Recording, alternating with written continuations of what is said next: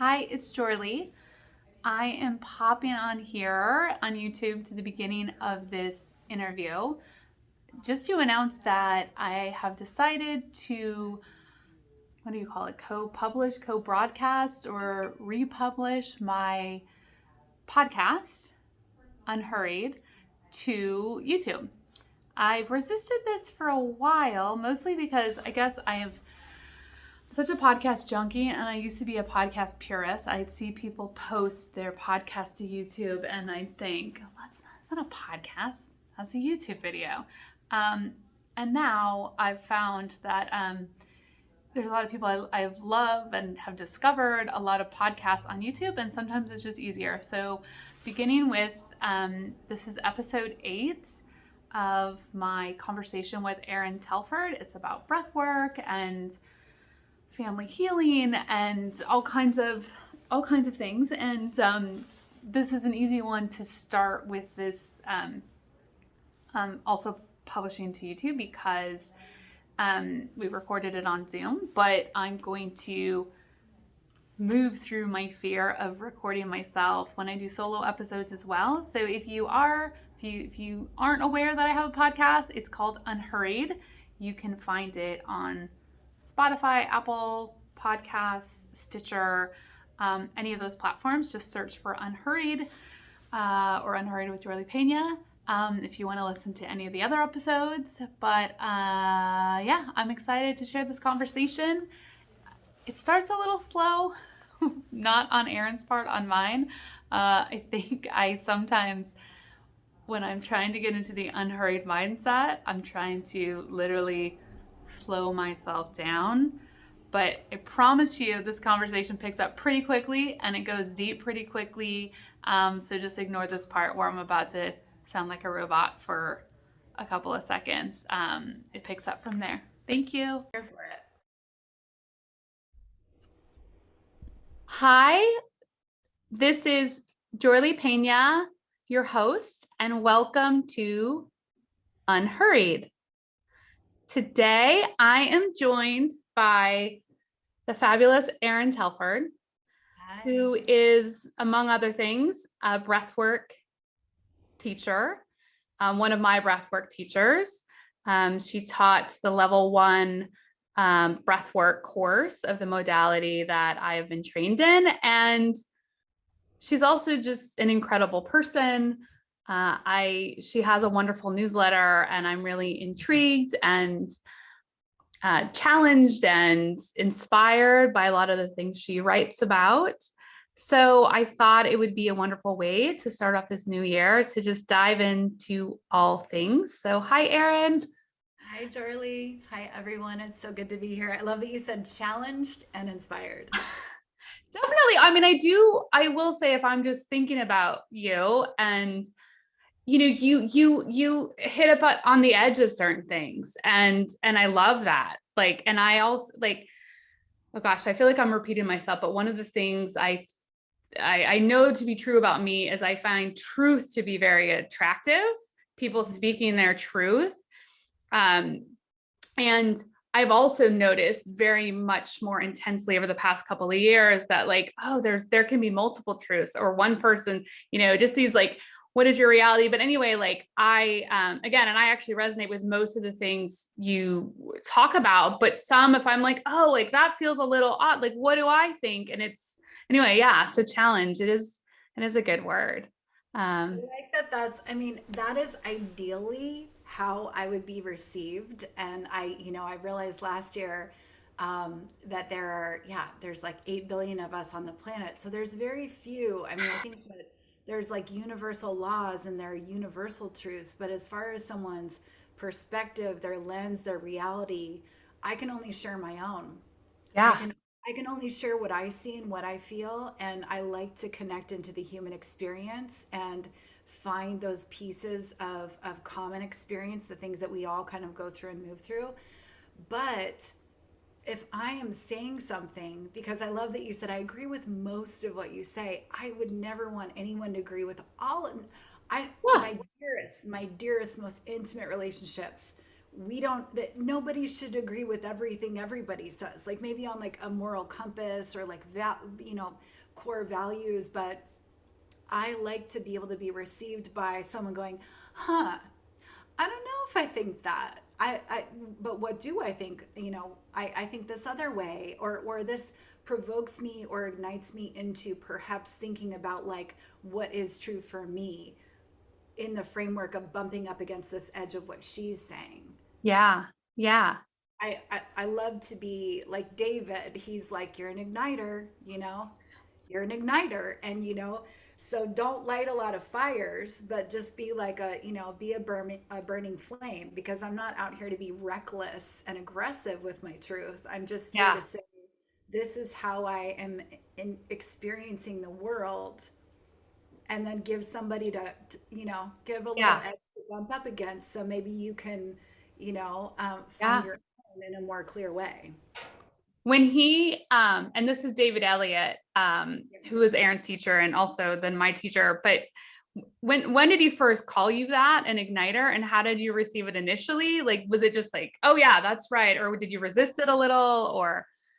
Well, I think he first called me that in 2020, after we had had a kind of community breakdown, when there was some calls forward into the ways that he was holding space and being called into greater integrity with the way that he was being in leadership. And um, I was, sharing some information about what I was seeing in the world in 2020 and how I was perceiving the world in 2020. That was uh, too provocative for a lot of people. That felt very upsetting and potentially dangerous and irresponsible. So he was referring to me as an igniter in that type of way. But I know that he meant it like retroactively as well, because Yeah. I've always spoken about depression in a particular framework, rage in a particular framework. I've always talked about the mainstream media.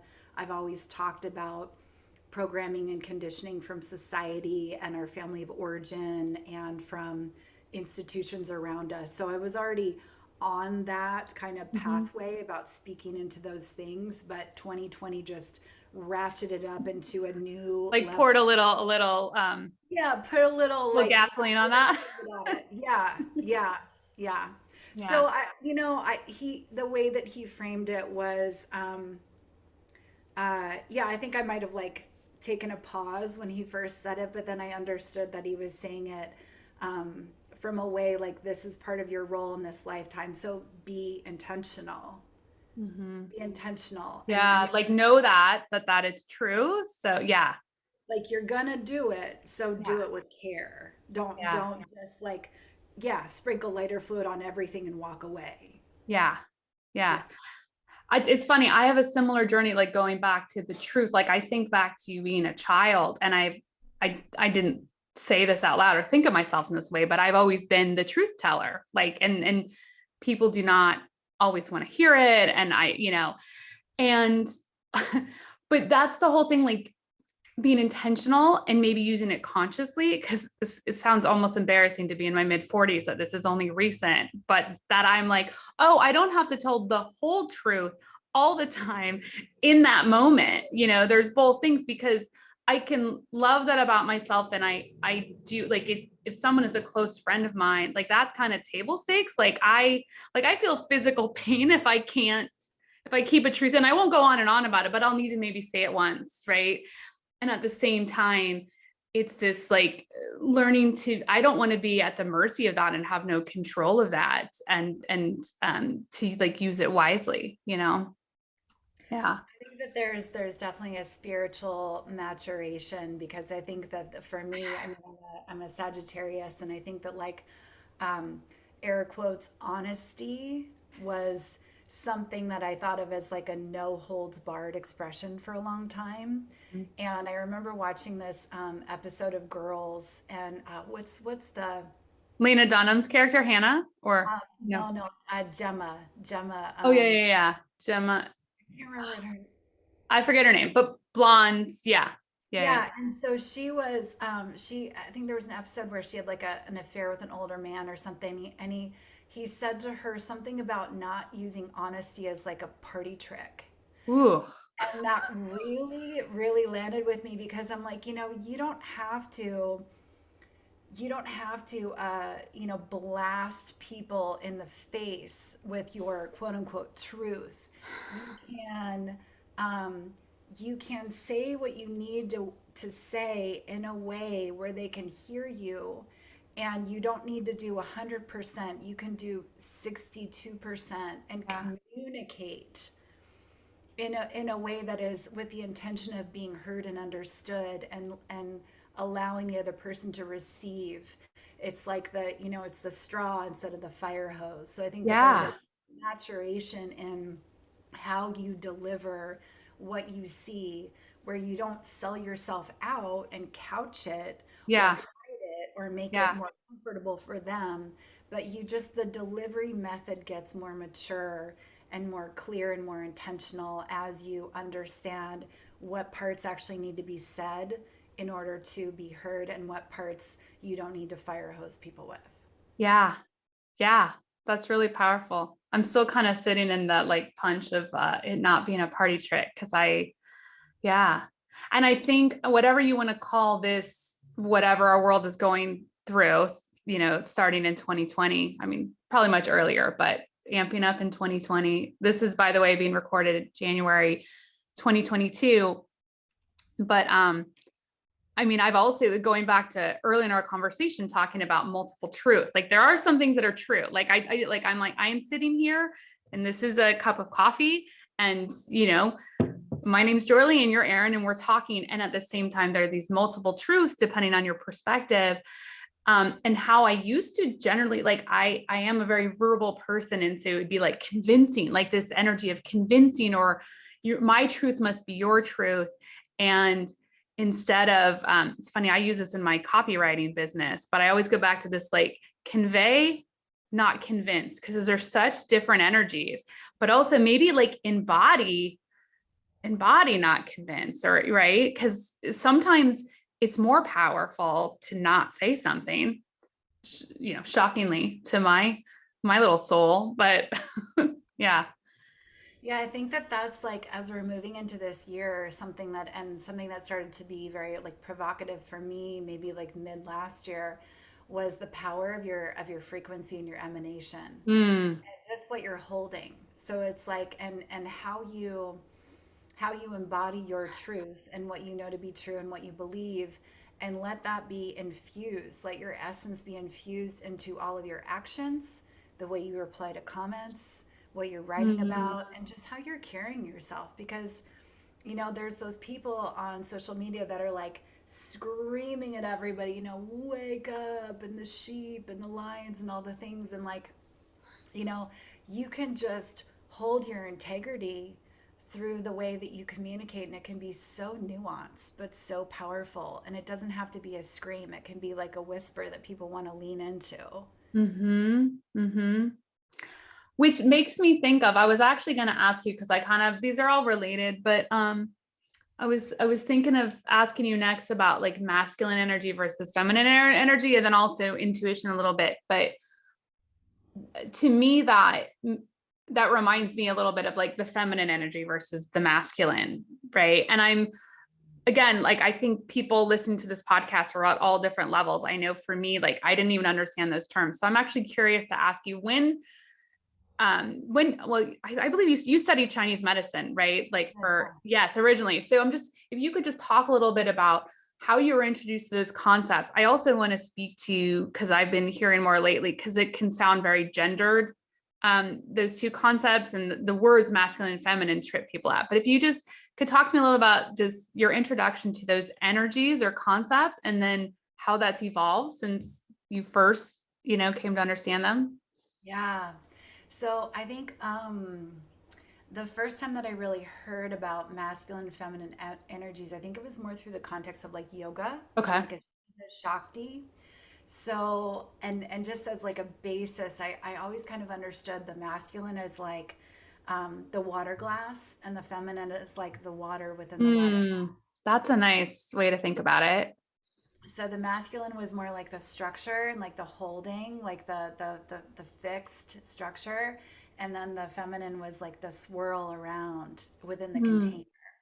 And with Chinese medicine, of course, there's yin and yang, which Yes. is such a beautiful, completely ungendered way of looking at things, but also they're in relationship. I mean, masculine, feminine, yin and yang, they're in relationship. So they, you've got the yin and yang symbol, and there's the parts where it's like, there's more yang and less yin, and then there's more yin and less yang, and they're always in like day and night. Like day is yang, night is yin, but they're in relationship because there's Mhm. sunrise and sunset. There's the parts where it's like equal. There's the solstice and the equinox.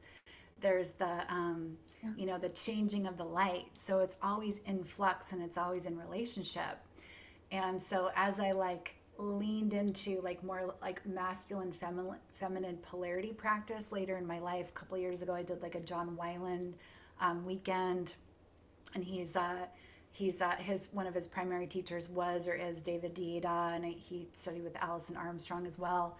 So the Wait, I don't know any of those names. Sorry to interrupt, but like, so yeah, what? so they're all kind of pioneers in that masculine feminine sexual polarity Okay. world, but you could also call it alpha and omega. So for people that, you know, regardless if you're, non-binary or heterosexual or however you cisgendered, however you identify, we all have those masculine, feminine energies within us. We all have yin and yang. We all have alpha and omega. It's just terminology, but Hmm. it's two poles of relationship that we contain within ourselves, and we're all going to be calling on different parts of ourselves for different reasons. So when I'm stepping into like a leadership role, I'm going to be a little bit more authoritative. I'm going to be taking a stronger seat. I'm going to be holding the container. Hmm. And then within that, because I'm all things, I can also be, I set that space. Like, let's say, for example, in a healer training, I set that container. I'm holding all of you. I have an itinerary. This is what we're doing. I'm in charge. I'm going to tell you what to do. And then I'm going to tell you when we're going to take a break. And I'm going to tell you when we're going to go Yeah. to lunch. But within the context of the container that I create, I'm also feeling it to be energy, and I'm using my intuition, and I'm using my more feminine energy to kind of like swirl around and like get in touch with all of you and see how you're feeling and watch your Yeah. face, your energy.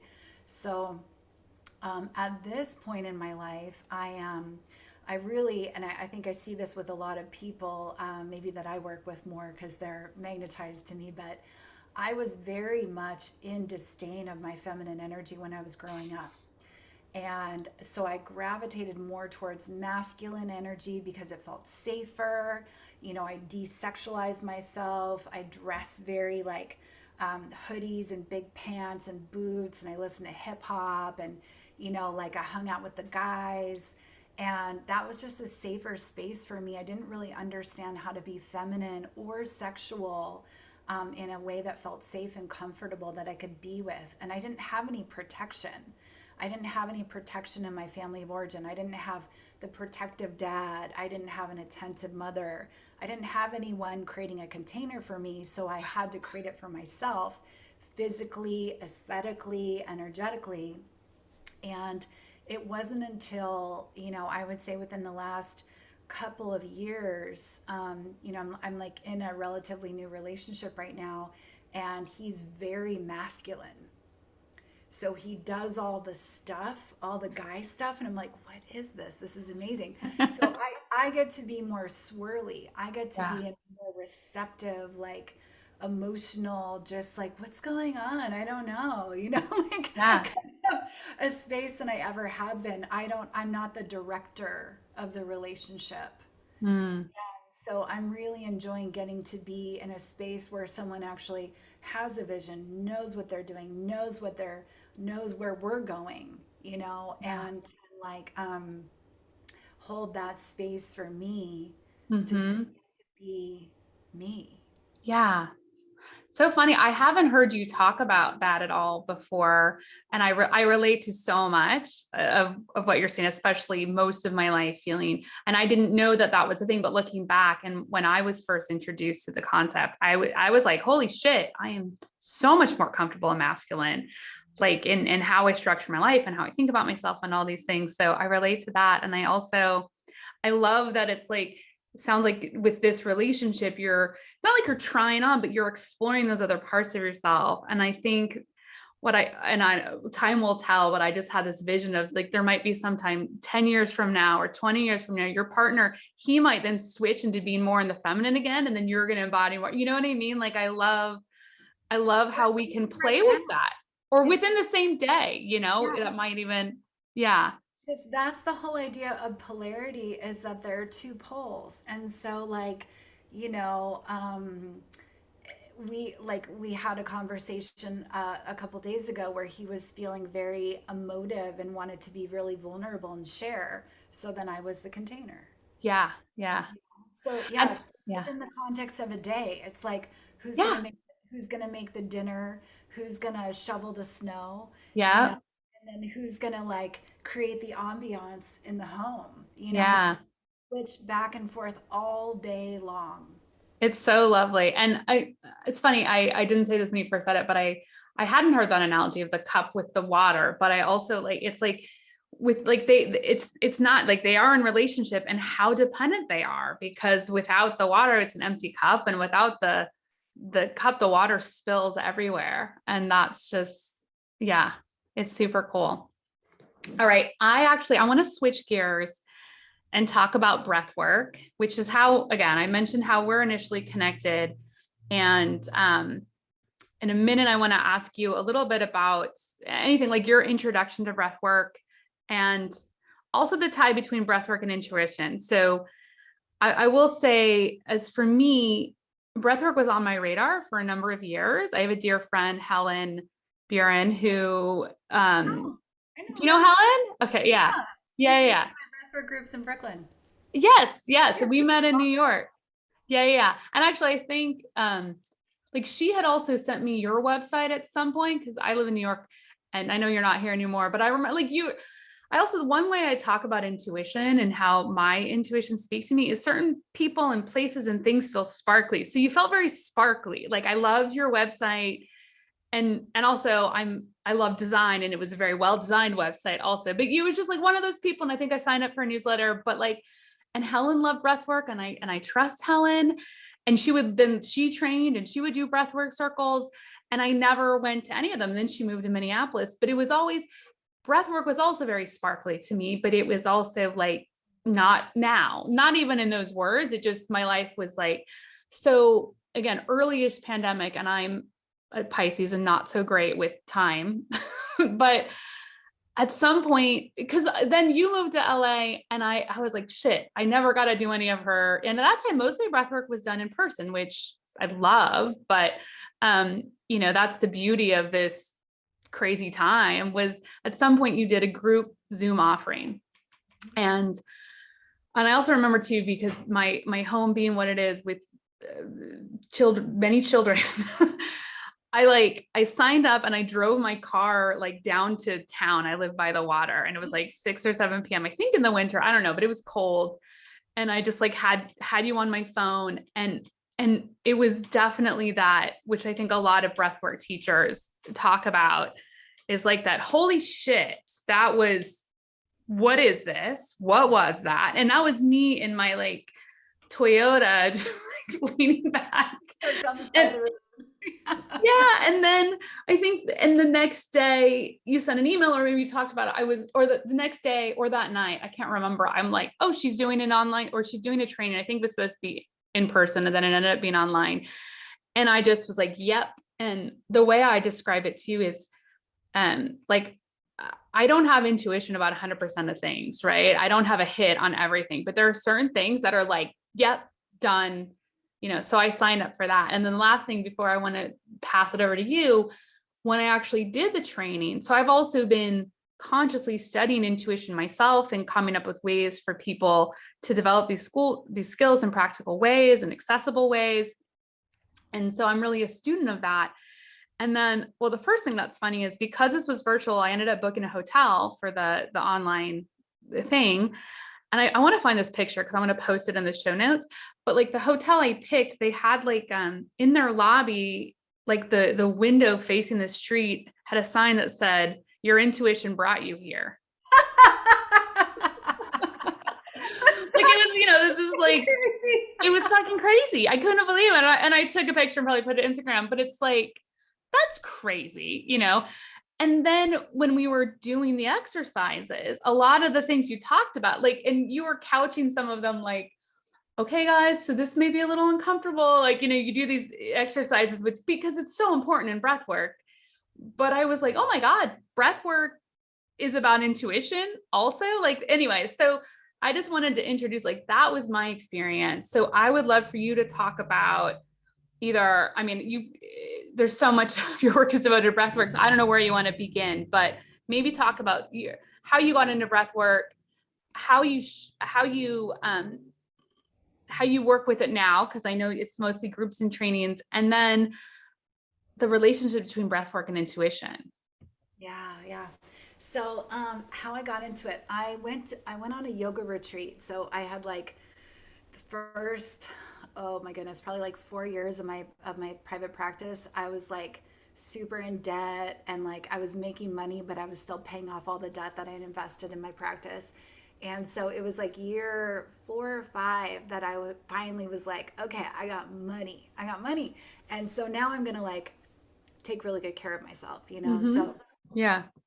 I started being able to invest in experiences for myself. And I went on this yoga retreat, and it was just kind of like sprung on us as a practice. So one night I was like, oh, we're going to do some breath work. And we were on a yoga retreat. So I was like, oh, yeah, alternate nostril, Yeah. Yeah. like Yeah. Done that.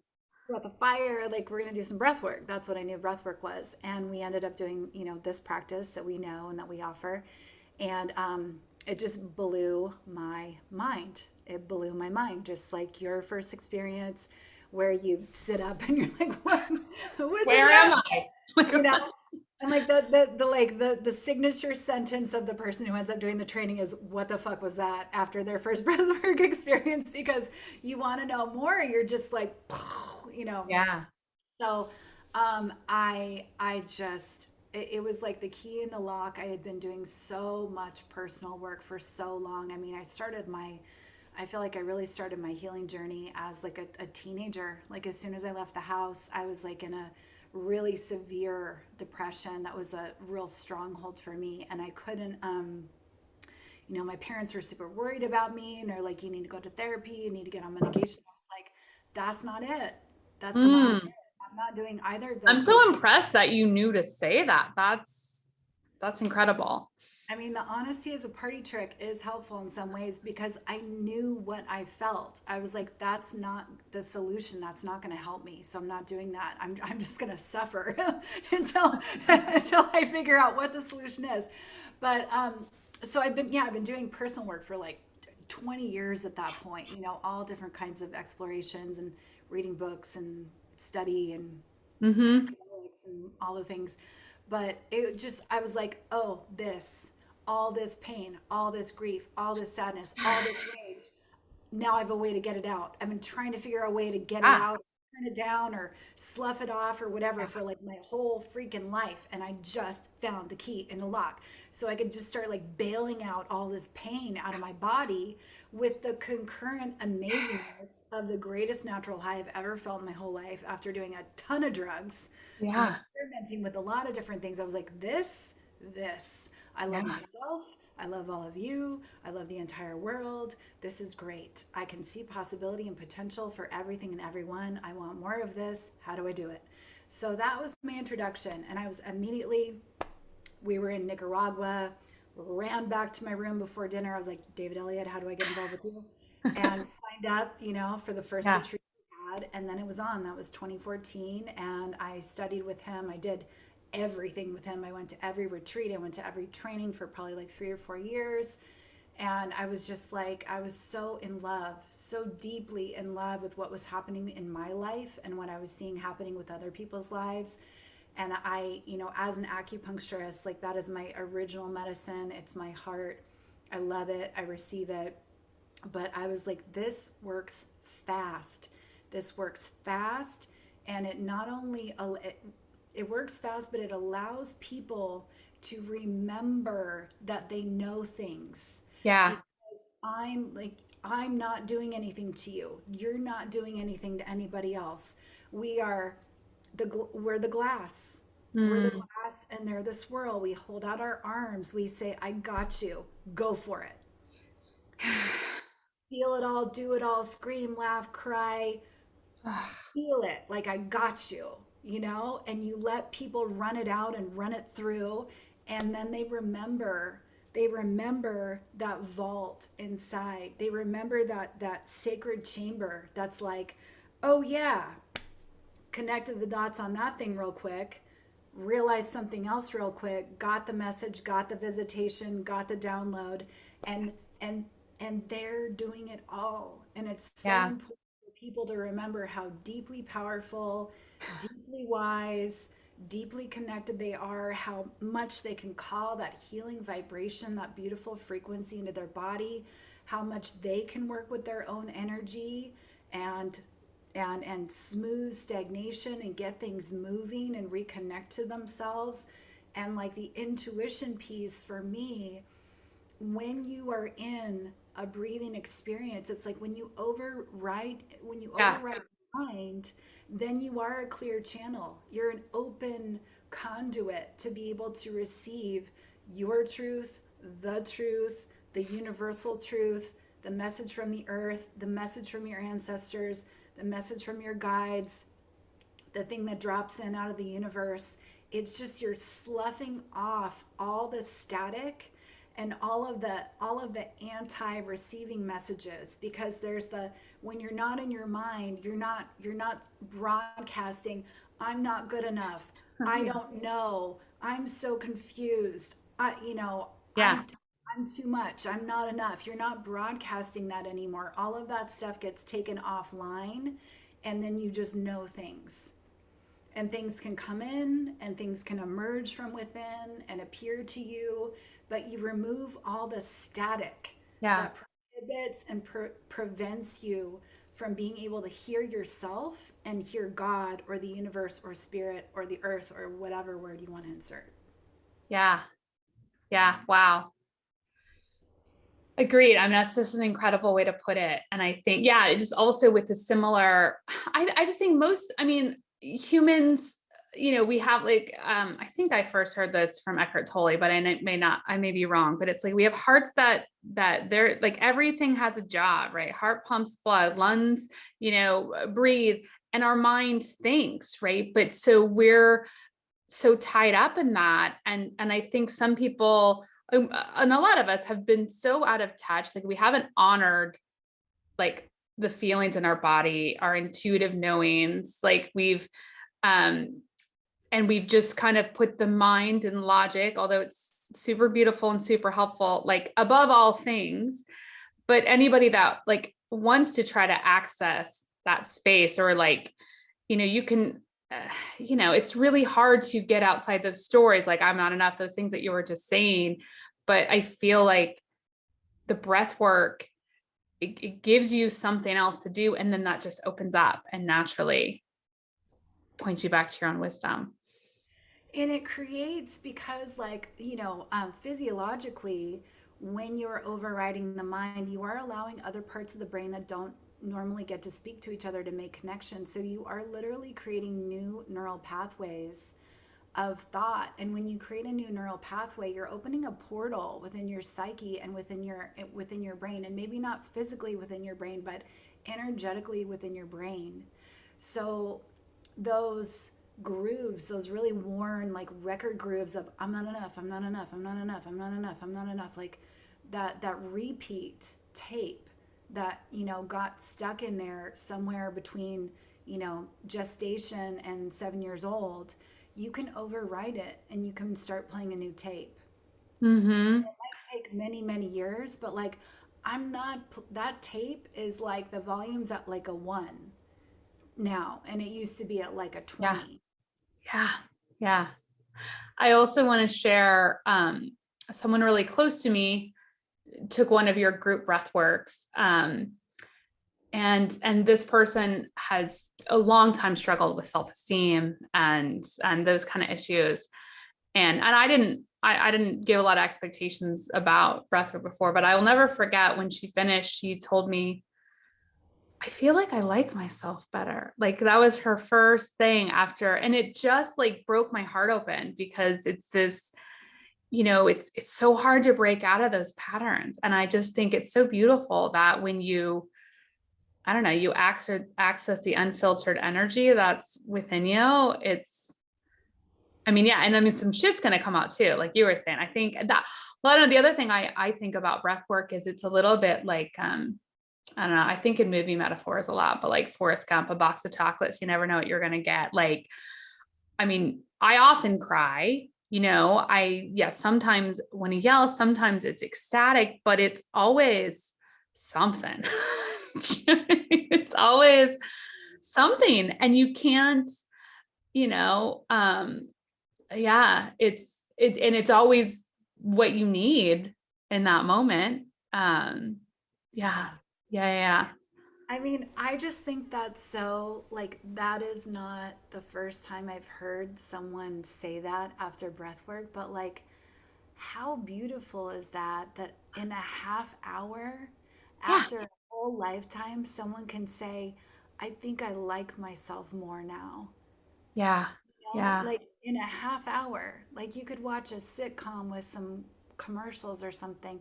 It's such a it's a pill. It's a finite experience that provides you with exponential benefits. yeah, And I just that is like never not astounding to me that it can give you that. And like how amazing your essence or your psyche is, or your spirit, that it's so smart, like it's so wise that even if it's not, I think I might have stopped being resistant to breath work after like 8 years of doing it, maybe, like I did a group with David on New Year's Eve, and I was like, this is good. I'm just, no resistance. But normally I'm like, my first thought is like, do I really want to cry today? yeah, I really yeah, want to cry right now. I know what I'm signing up for. I know, but I know yeah, how I'm probably going to feel. Do I really want to do this right now? And to be brave enough and courageous enough to just be like, whatever is gonna. I know there's a treasure trove of stuff in there, and I'm ready. I'm okay, and I'm available, and I can hold myself. I can be the glass for this experience. I can be both. I can be the glass and the swirl. I can be the shepherd and the shepherded. yeah, yeah. Um, yeah, wait, like that's when and I've never had, I mean, I actually I remember you saying this at some point because I think there was a question in a training to somebody going like, do you do it every day? And I know sometimes people will do like every day for 30 days. And from what I remember, I don't know if you like maybe during training, but you're not necessarily an everyday breathwork person I'm or not. Yeah, has I'm it, not. yeah, I mean, I have done it every day for periods of time. Like I did it yeah, every day for 6 months when I was doing my training. And yeah, I mean, I do it when I feel like I need it. I do it when I yeah, feel emotionally overwhelmed. I do it when I'm starting to feel like backed up. Like I haven't had a moment to be able to let some things come through. There hasn't been a time and a place and a container. I love to use it for creative work. yeah. If I want to write something, it's Mm-hmm. very, very often that I'll do breath work and I'll get a Instagram post, out of it. So Yeah. Yeah. there's that. And then there's like, I have been using it. I've been feeling very overstimulated lately. And so David's got a great one that I like called Slowing Down. Mm. And so I'll use it if I'm feeling very amped or very activated to kind of like bring myself back down and into my body. I use it less for that, but I've been using it more for that recently. Yeah. And also, yeah, just to connect back to myself, to Yeah. yeah, Because and it's to funny, I relate to what you said that too, because I will, I don't do it every day. I do it when I need to. But yeah, sometimes it's like I'll get that little thing like you should do breath work. And yeah, and some days I'll heed the call and some days I'll be like, no, like put it off. And then sometimes it gets stronger, right? Like whatever the voice is going, really, you should. But yeah, it's almost like because I picture it's like, okay, am I gonna plunge into that cold water? Like it's not that it's cold, but right, that's like I'm going to be going deep. And I know that's I'm going to come out on the other side having some kind of experience that is relevant and useful to me and releasing. But yeah, it's like, okay, yeah, I'm going. I'm going to go in. I'm feeling like, for where I am at this particular point in my life, like I'm getting very activated by this relationship. And so for me to see clearly and hear clearly and understand clearly, um, I need to like, it's like cleaning a dirty mirror. Like I feel like it's so good for softening activation. Yeah. Yeah, so I've been going a little bit into more yeah, when I'm activated, I also know that I need to breathe because I'm not seeing clearly and that I have And to clear the mirror. yeah, that makes sense. The other question I have for you is like, how has like breath work and then maybe like how has doing this work affected how you show up in the rest of your life, your, professional. I mean, you just mentioned your relationship, but like, um, how has it changed that? So, I mean, it's changed everything, honestly. Everything, everything. Because let's see. I mean, I'll give you like a family example.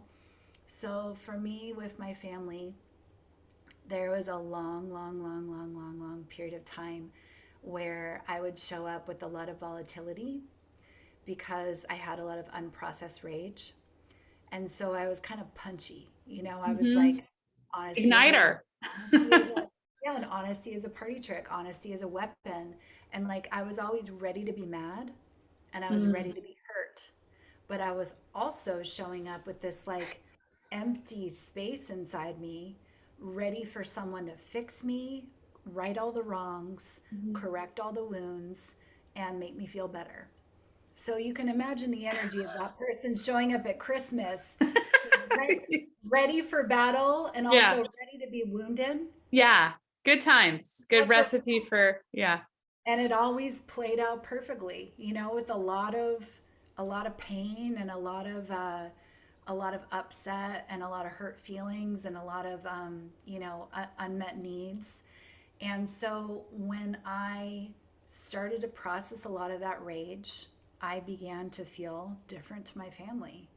Mm, I was more grounded. I was less volatile. I was less reactive. I was less aggressive. I was less ready to jump on a perceived slight.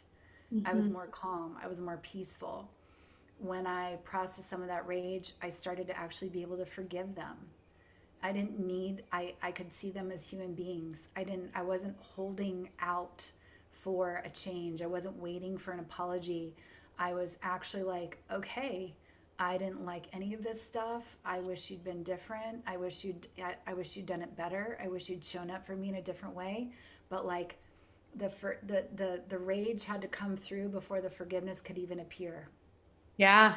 And then when I forgave them, I didn't say that to them, No, yeah. And that's the beauty about like you can forgive without the other person's involvement or even no, I mean, they'll know on some kind of soul level or, how you Well, show up. But I'll show up. So when I'm showing up less volatile, less aggressive, less ready to be wounded, more in forgiveness, I felt so different to everybody. And then the self-love piece where I'm like, I'm not empty anymore. I actually do like myself. I don't need to. I'm also not showing up going, validate me, praise me, hold me up, make me feel better about myself. I'm like I have more internal sourcing. So I'm not showing up as a walking wound with yeah. all these silent but energetically loud expectations of what everybody else is supposed to do for me to make me feel okay. Yeah. And I just am a person in a situation. And that, all of that combined created a massive ripple effect in my family. My brother came to like one David Elliott retreat with me and he had a blast. He loved it. But like, my mom, my dad, oh, my sister-in-law started doing breath work Wow. last. But it's like I don't need them. I didn't need them to do anything. I started showing up differently and they had to respond to that energy and they did. So Hmm. everything changed because I was a new energy in the mix. I didn't have the expectations. I wasn't bringing those jagged edges into the mix. I was just like, I'm here. And so I was able to be not a different person, but I smoothed my jagged edges so I could show up and it could be enjoyable for me, and it ended up being enjoyable for them, and then they had different energy to respond to. Mm. And I would say probably, in my work, when I first started doing this, I remember my very first breathwork circle, and I did workshops. I did stuff on the new moon and Yeah. seasonal, things. I did things kind of more in like a Chinese medicine template, like a more Taoist context. But when I was always terrified. I was so, because I had that kind of like masculine shield, the idea of like holding space, but also being able to receive, the idea of people having their eyes on me and me being the one that they were paying attention to was excruciating. It made me want to cry. And I was always the person in the circle, when I'm not holding space, when I'm not in a leadership position, where every time I would share, I would start crying. I could not share. It could be like, hi, my name's Erin, and my intention, and blah, blah, blah, blah, Yeah. blah. Yeah. Just Yeah. immediate floodgates opened up because I was so uncomfortable with receiving like love, attention, appreciation, having the spotlight turned on me. I was unbearable, absolutely unbearable, and so provocative of like all my wounds. So it enabled me, doing the breath work enabled me to be able to um, feel confident and comfortable and grounded and like have reverence and respect for who I am and what I have to offer. And it helped me value myself in a way where I can be. I mean, I didn't know I was a teacher until I discovered breath work. And I'm like, Crazy to me. Of course, I met you in that context, right? You seem like yeah. such a natural teacher. But so that's nice to hear, for But I anybody out there that, Yeah. yeah. But I had to get comfortable realizing that it was like I was good enough to sit in that seat and I had something to say, and it didn't have to be the best, and it didn't have to be the most special, and it didn't have to be the wisest transmission. That I'm just like who I am, if I'm goofy or weird or whatever, or reverential or channeling spirit or whatever, that it's all helpful and it's all beneficial to somebody, and it's part of what I'm here to do. So it helped me drop into understanding that that was part of a role that I can inhabit, and that it brings me a lot of joy to do it. So I love that. And we're almost nearing the end of our time, but I'm happy you brought it back to the masculine and feminine energy. I'm curious, and this, you may not be able to answer this question, and it definitely depends on the day and the time of day, but overall, like, do you spend more percentage of your time? Like, are you more naturally still in the masculine and like working on the feminine, or you're, like yeah, could you give a percentage? Are you 50-50 now all the time? Or are you like still, cause I mean, I guess I'll share mine too. I still feel like my go-to is masculine. Like that is, and I don't know if it'll always be the case for me, but like if I'm not vigilant or if I'm not doing any of these practices or checking in, like that is easy. Like some of the ways that shows up for me, like is and a lot of what this podcast is about too is like I consider myself a recovering workaholic. Like I used to just do all the things and consciously and unconsciously get my self-worth from the things that I did and that as opposed to just being. So I don't know. I'm very proud of myself and how that it even feels like the feminine has been, I'm allowing it to blossom and unfold. Um, so yeah, where do you sit these days? Yeah, so I think when I left New York in 2017 because I just couldn't handle living in a city anymore and I really just wanted to be in nature. And so I think that, 4 years ago, that created, I knew I needed a softening because I was so directed and I was so like undercover type A. And my whole world was work. My whole world was my practice and my business and producing and creating and leading and teaching and like driving forward with my vision. And I was so depleted and I was so tired and I needed to just swirl around. I just needed to spend like unlimited hours in the desert and unlimited hours in the ocean and just like unstructured, unspecific time just being and just like watching the bunnies or watching the sunset or just like having my feet on the ground and just like daydreaming. I had like that part of my world that kind of, it was so rich when I was young and then it just kind of like got overshot. So I think that my kind of like journey back to inhabiting both energies in a healthy way began then. And like now I've just been studying and reading so much about polarity. So I think that I use both energies as necessary. Like I Yeah. feel like I can bring them out. Yeah.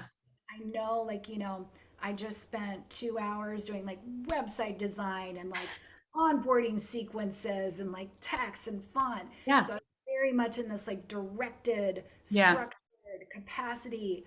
And then here I am with you. We're having like a free flowing, easy conversation with two women, and we're just like riffing, and it's not like it. So Yeah. now I'm like in a feminine, and then I'm gonna get off this call, and then I have to go and do all this back end stuff with my email, my whatever email Yeah. client. Yeah. So I'm gonna, and then but then later on I'm gonna like, I'm probably gonna go take a walk and I'm gonna go out to the park for a couple hours and just kind of swirl around there. So Yeah. the thing that I notice now most profoundly is that when I go into a default, when I'm not meeting the moment with Mm. the that feels natural, because now I know when I feel uncomfortable or out of control, I default to the masculine. Mm-hmm. Yeah. You attempt to control it. It's yeah. Yeah. I'm Yep. like, what's going on? What are we doing? What's happening right now? And I get really directive and I get very intense and I get very directive and controlling. Not to say masculine energy is controlling, No, because but it's it not. can be. It I can show get up so that way. I get like this. I Yeah. get like this. I'm like, what is happening? And I know I'm doing that because I don't feel safe. So Mm. I'm kind of like bringing in my own masculine energy to hold the container and like, someone's got to do it because what's going on right now. So Yeah. but that's a default controlling, lack of safety activated state for me. It's not a it would be different than like, what do you want to do? I know what we should do. Yeah. Yeah. Well, and I think this is, I don't know if we have enough time to go through all these, but there's divine masculine energy and there's divine feminine, right? There's the highest order of both of those. And then there's all the gradients in between. Um, yeah. Yeah. On that too, I wanted like the name of this podcast. This is one thing I like to ask my guests here. So the name of the podcast is Unhurried. I mean, that came to me, but and also like that word is a balm to me. It just feels like medicine. I could just meditate on that word because it's where I feel so good when I'm in that space. And that's very much to me, I associate that with divine feminine because it's often the medicine I need. But if you could just maybe close your eyes, and I want to ask you a couple of prompts. Mm. The first one being unhurried feels like. Oh, well, I have to echo your words. Unhurried does feel like a balm. It feels like a Mm, salve because it's an immediate invitation into um, whatever needs to happen is fine. Like we don't have a goal, we don't have a deadline, we don't have we don't have a specified thing that needs to happen in a specified amount of time. We're just here. We're just like chilling. Yeah. Okay. And then like unhurried looks like what does unhurried look like in your life? Mm. It looks like enjoyment, and it Hmm. looks like it's meandering. It's being able to move without any haste or rush or pressure, to move in an organic way from one thing that's interesting and delightful and fulfilling and supportive to the next without any kind of constraint. Hmm. I love that. Thank you. I'm just sitting in that. So with that, before we sign off, I just want to, can you let everybody know where they can find you? I'll link to this also. But where they can find you in these digital places. You've got a brand new as of like an hour ago, maybe website, but where can people connect with you?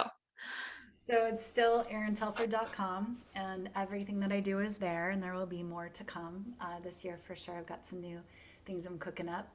And then on Instagram, Erin Telford underscore underscore, and that's my main social media place. I don't really do Facebook or anything, so All Instagram. right. All right. Well, thank you. I'm going to go ahead and stop here.